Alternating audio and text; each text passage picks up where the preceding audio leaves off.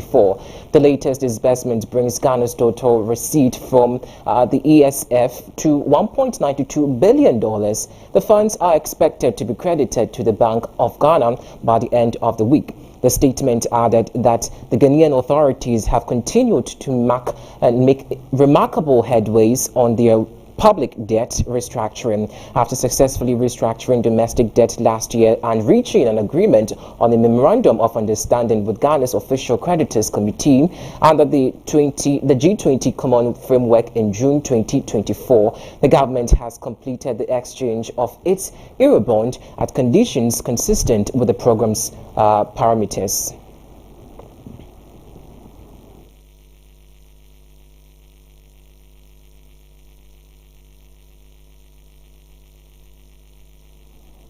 Away from that, President Nana Addo Dankwa Akufo-Addo has reaffirmed his government's commitment to fostering equitable development across Ghana, with infrastructure serving as the key pillar of the national progress. Speaking at the inauguration of Phase 2 of the Temamoto Interchange on Monday, December 2, 2024, the President emphasized that the project is crucial, a part of his administration's efforts to decentralize economic opportunities in reducing regional disparities. Is part of a deliberate strategy to decentralize economic opportunities and ensure equitable development across the nation. From the Pokwase Interchange, the largest in West Africa, to the Tamale Interchange, the first of its kind in northern Ghana, we have worked tirelessly to open up our country, reduce disparities, and empower communities. Our commitment extends beyond roads. We're investing significantly in other critical sectors, including railways, healthcare, and education, laying the foundation for a resilient, economically vibrant, and inclusive Ghana. As we celebrate this milestone, let us remember that nation building is a shared responsibility. While we have achieved much, the journey ahead requires collective effort, unwavering resolve, and continuity. It is in this spirit that I passionately urge you to support the leadership of Alhaji Dr. Mahamudu Bawumia and Dr. Matthew Poku Prempeh in the upcoming elections. Their determination, vision, and experience will ensure the continuation of transformative projects that are driving Ghana's development and prosperity. Together, we can sustain the momentum and realize the full potential of our aspirations. Finally, I urge all motorists to exercise caution, observe road safety regulations, and prioritize the safety of all road users. This interchange is a gift to us all.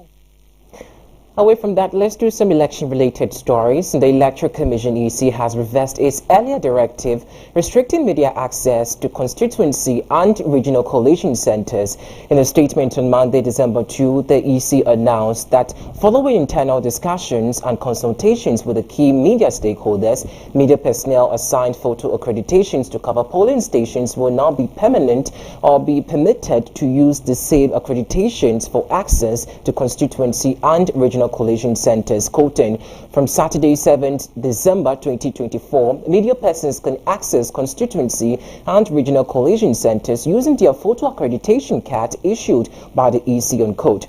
The EC emphasized its commitment to transparency and accountability, noting that the revised accreditation system is designed to provide media professionals with greater access and flexibility during the electoral process.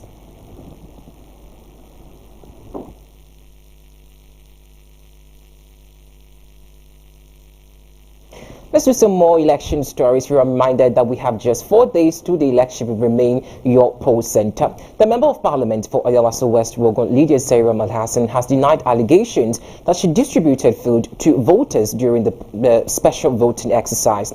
The claims across after videos and reports surfaced showing the MP at the Legon Police Station polling center, where she was allegedly seen handing out bags of food and water to individuals in the voting queue.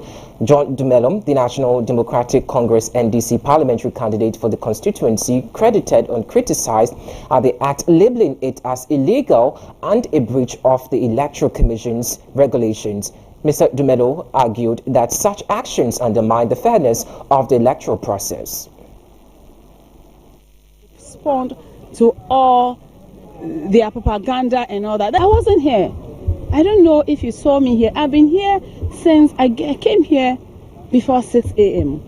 and I left here a few minutes ago. I don't even know. The special voting exercise. Dr. Bami, I think for that is the height of gross disrespect. I mean, why would you want to do that? At least wait, let the people finish and leave. You are sharing it in the queue. We will not accept that. Party agent from both the MPP and the NDC reported that the process went smoothly. This morning around 5:30. On the back of this, the Office of the Special Prosecutor has launched an investigation into the alleged food sharing incident in the Ayawaso West Wuogon constituency. Now, this was confirmed to the media by OSP official at the Legon Police Station. One of the special voting centers, tensions escalated in the constituency, where the incumbent Member of Parliament and New Patriotic Party's candidate Lydia Sarah Malhassan was seen distributing food packs to voters participating in the special voting exercise. With the help of her team, Lydia Al-Hassan handed out food to voters waiting in queues at the center.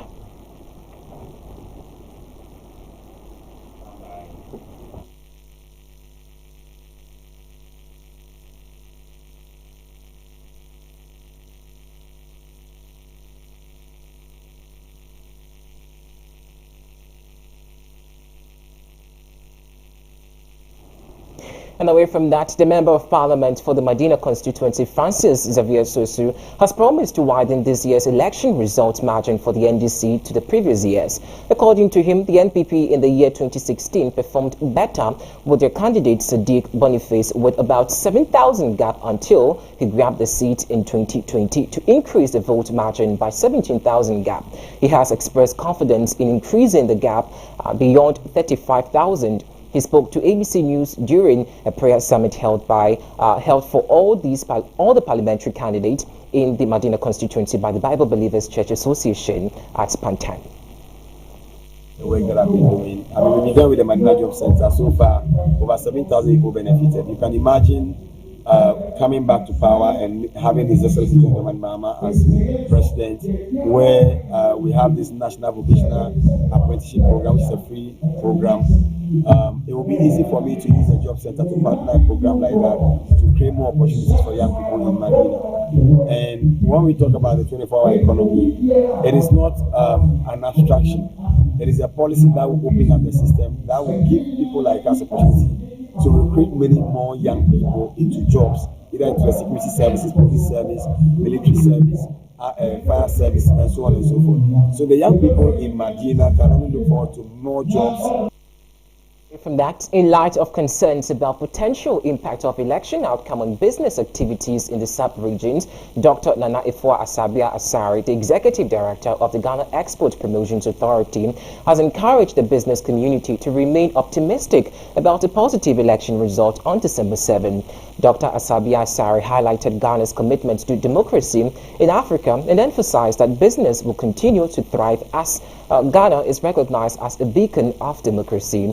She made these remarks while addressing graduates of the 2024 Executive Master of Business Administration program and doctorate holders from the Noble International Business School in Accra.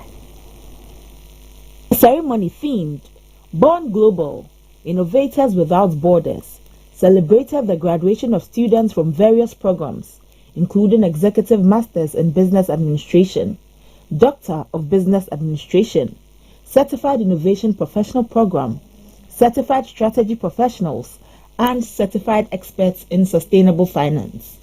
The graduates showcased diverse research advancements aimed at generating innovative ideas to expand their business targets.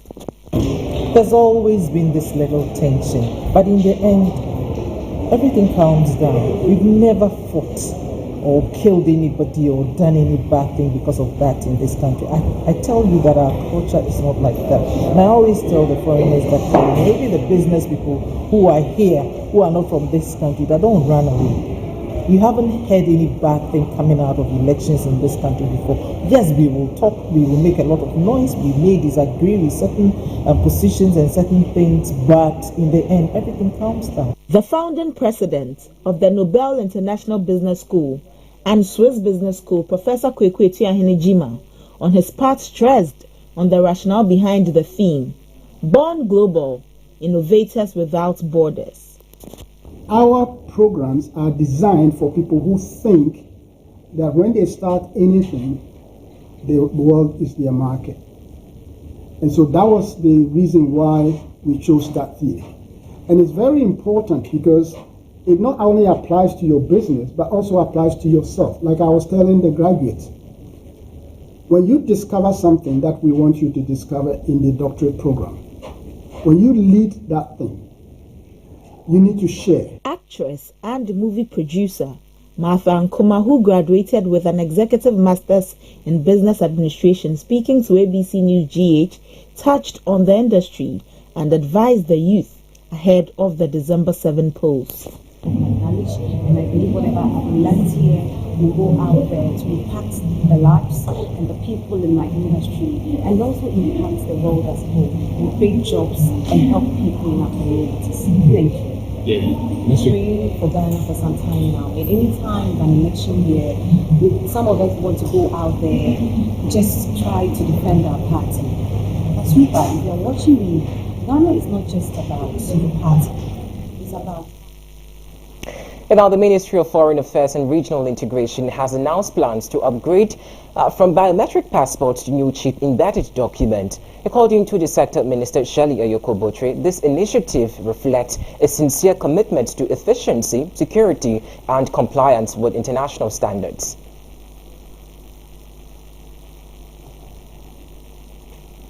By implementing novel technological developments in security documents, taking into account new international standards, threats, and growth prospects. As you may know, the government of Ghana has been working assiduously to make its digitization agenda under the able leadership of the Vice President a reality through various initiatives. I'm confident that the introduction of this state-of-the-art chip-embedded passport positions us against identity theft, document tampering, and unauthorized access. The migration from the current biometric passports onto this new chip-embedded passport would be undertaken progressively and is expected to be fully operational before the end of the year. So sometime this month, the chip-embedded passports will be available to all Ghanaians. Your Excellencies, I am profoundly grateful for the collaboration and hard work invested. And that's how we wrap up on the morning segment on ABC Headline. I am Eric Trinibwamelo. You are reminded also that with 4 days to the election, we remain your poll center. And here at ABC, we say vote and not violence. You may also want to stay for the morning show, that is ABC in the Morning, coming up shortly with my colleague Abena Mante. Yesterday was a special voting. There have been a lot of conversations, and they will sit this morning to discuss and unpack all the intricacies on the matter. Have a good morning.